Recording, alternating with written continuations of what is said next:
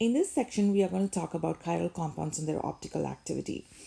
We already know that enantiomers have exactly the same boiling point, melting points, and solubilities, but they have one difference in between them. That is they act differently with plane polarized light. Now, what is plane polarized light? It is a light oscillating in a single plane to pass through. So here is the picture of it. So you can see that there is the light source which oscillates in all different directions, and when you keep a polarizer, it's just going to let the light pass through one particular medium, one particular plane. Okay. In 1815, physicist Jean Baptiste Biot said that some naturally occurring organic compounds have the ability to rotate this plane polarized light. And the reason for that comes from the asymmetric center. So, in general, chiral molecules are said to be optically active, which means it is going to rotate the plane polarized light, whereas achiral molecules are optically inactive and they remain unchanged. So, here is a picture for it. So you can see that when you take an achiral molecule and put it in the sample tube, what happens is the plane polarized light just remains as it is. It is just going to be in the same plane as what it was in the beginning. But when you take a chiral compound and then put it in the sample tube, this plane polarized light will get deflected to a certain angle when it comes out of the sample tube. So this is mean by optical activity.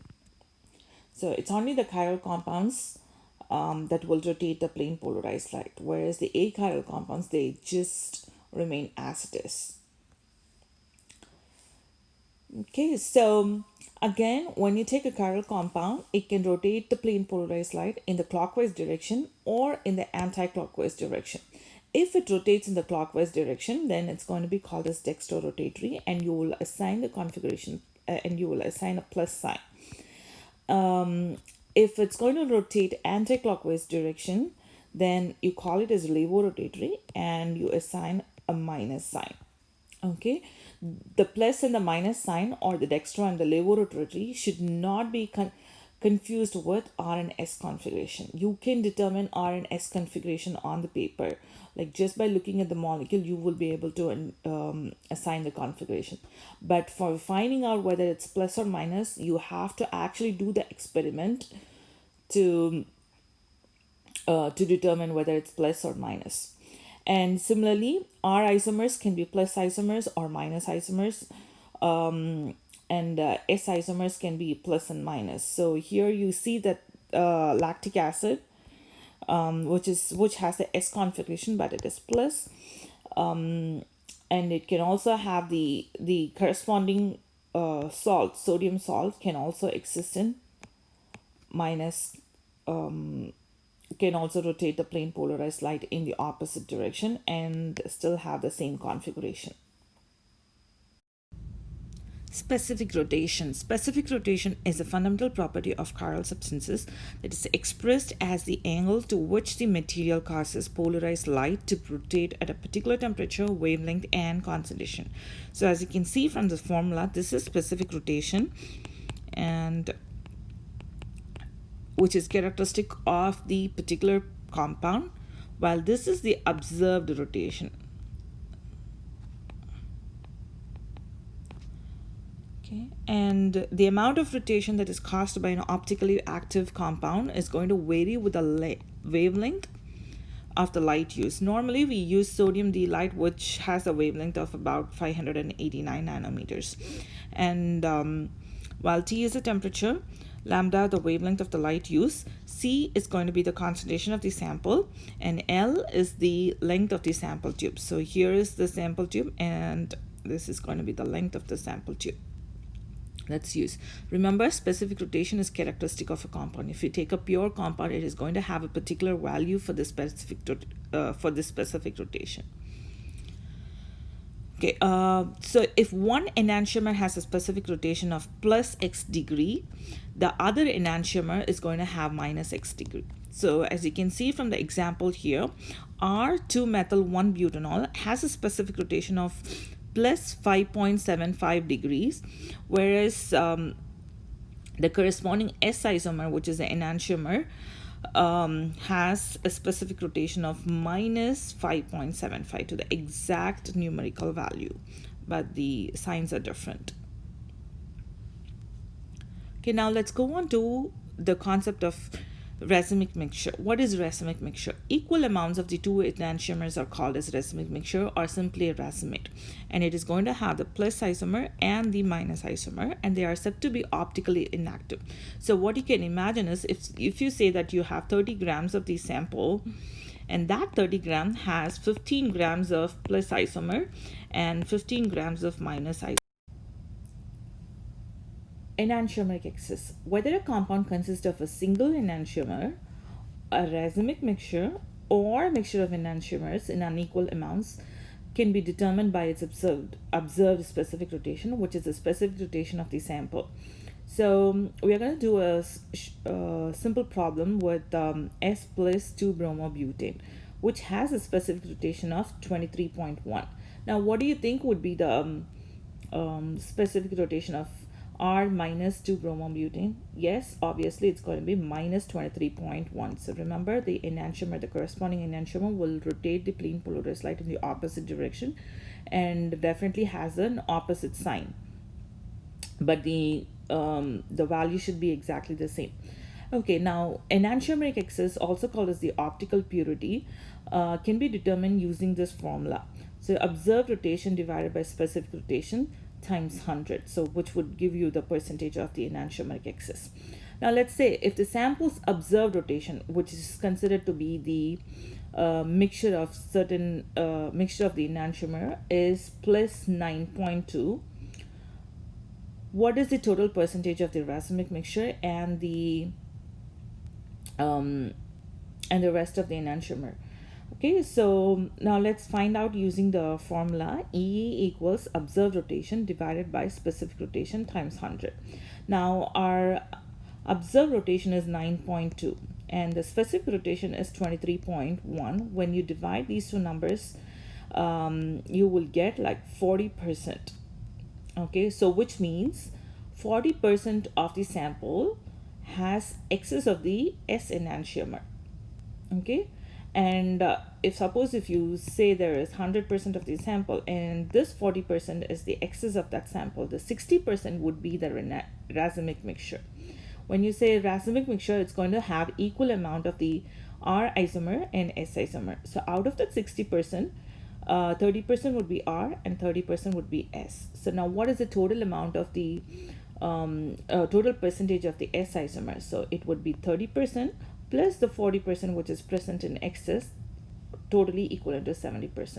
So suppose if you have 100 grams of this sample, okay, so you will have 70 grams of S and 30 grams of R. Okay, so by using this formula you can find the enantiomeric excess, which is also called the optical purity.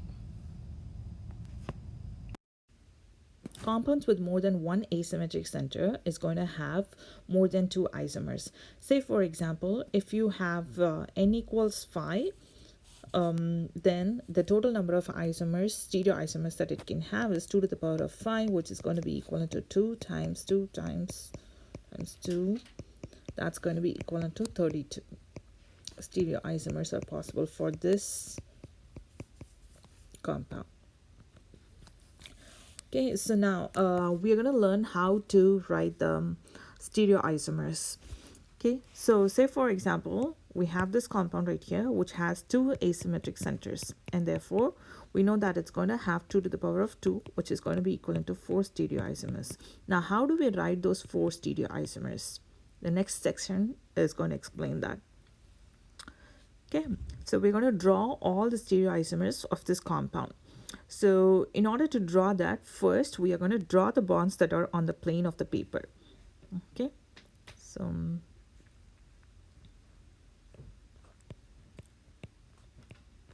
okay, and the next thing is to add wedges. Solid and hatched wedges adjacent should be adjacent to each other. So let's draw the wedges. And remember, the hatched wedge should always be above the solid wedge.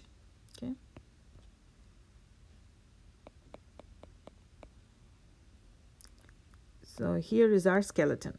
So once you do this, you're going to put the lowest group on the hatched wedge at each carbon. Okay, so here, if you look into this carbon right here, the lowest group is going to be H. So you're going to put that H on the hatched wedge. Okay. Okay, and similarly, when you take this carbon, you only have hydrogen as the lowest priority group. So you're going to put that hydrogen on the hatched wedge. Okay, and you can simply start putting the rest of the groups on any of the bonds. Okay, so here I'm going to put Cl, and then I'm going to put CH3 and OH, and this entire group right here, CH2, CH2, CH3. Okay, and if I want to draw the enantiomer of this, all I have to do is just imagine that there is a mirror, and then I'm going to draw the mirror image of that molecule. Okay, so let's draw the mirror image of this.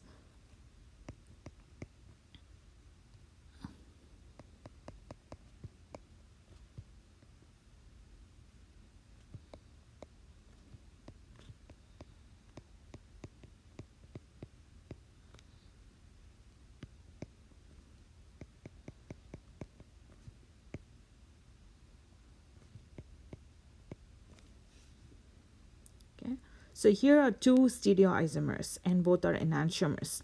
Now let's draw the other two stereoisomers, because remember here n equals 2 and therefore it should form totally 4 stereoisomers. Now to draw the other stereoisomers, you're going to first look into this compound right here and just exchange two of the groups. So you can exchange this or you can exchange this. It doesn't really matter which ones you exchange. So we're going to exchange these two and write the compound. So it's going to be OH, H, CH2, CH2, CH3, and Cl, H, CH3. And you can write the enantiomer of this compound by just drawing the mirror image of this. Okay, so let's draw the mirror image.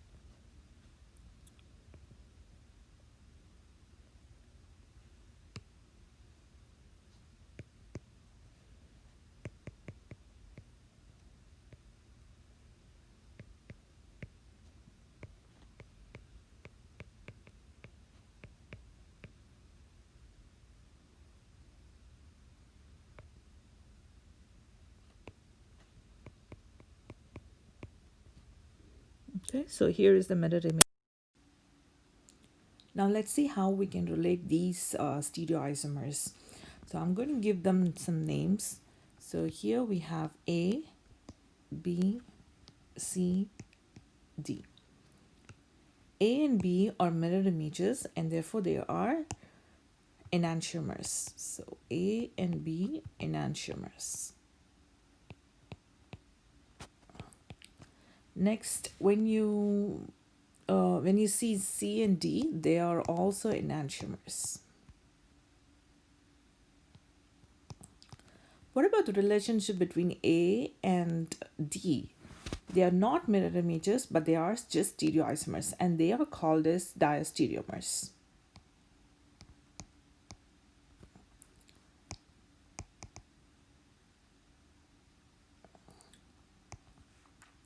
And similarly, when you want to connect B and C, they are not mirror images, and they are just stereoisomers. And B and C are diastereomers as well. And finally, if you want to relate B and T, they are also diastereomers. So here is the difference between enantiomers and diastereomers. While enantiomers are mirror images of the compounds, diastereomers are not mirror images and they are just stereoisomers of the same compound. Okay, now let's look into the stereoisomers of cyclic compounds. So here we have a cyclic compound where we have two chiral centers. So here are the two chiral centers. And because there are two chiral centers, it should totally form 2 to the power of 2, which is going to be equal to 4 stereoisomers. Now let's see what are all those 4 stereoisomers. Okay, so the first stereoisomer is going to be cis 1-bromo 2-methyl cyclopentane. And when you draw the mirror image of that, that's going to be a different stereoisomer. Okay, and these two are enantiomers. Again, if you're going to switch the bonds, making the solid wedge into a dashed wedge, it's going to form the trans compound. So here you can see that this is pointing towards you while this hatched wedge is pointing away from you. And therefore, this is going to be a stereoisomer, and you can write the corresponding corresponding enantiomer by drawing its mirror image. So here it is. So obviously you're getting two cis isomers and two trans isomers. And again, if I'm going to name this one, this is A, B, C, D.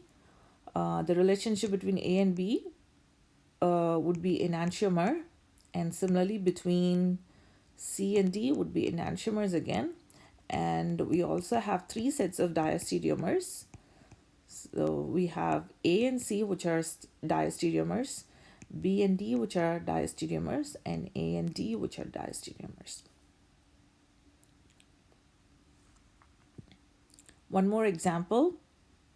So again, here you have two chiral centers for this compound. This compound is 1-bromo 3-methyl cyclohexane. And because right here they are pointing in the same direction, it's going to be cis. And you can draw the mirror image of that to get to the other isomer. And that is also going to be cis. And when you switch the bonds, it's going to form the trans isomer. And it can have a mirror image of itself to form the enantiomer. Okay, again, you will have two sets of enantiomers and three sets of diastereomers for these compounds, which have two chiral centers.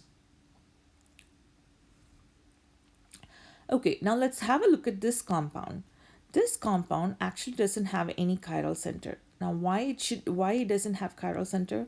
Because if you look into this carbon right here, you walk equal distances on both the sides to reach to the other side of the compound. So you have the CH2, you again have the same CH2. So whenever you have the same group on both the sides, then you can tell that it's not going to be a chiral center.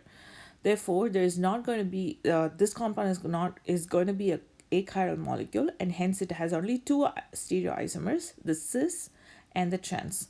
So here is going to be the cis isomer, and here it's going to be the trans isomer. You cannot write the mirror image of this. If you write the mirror image of this is going to be exactly the same compound. And similarly here, 1-bromo 4-methyl cyclohexane.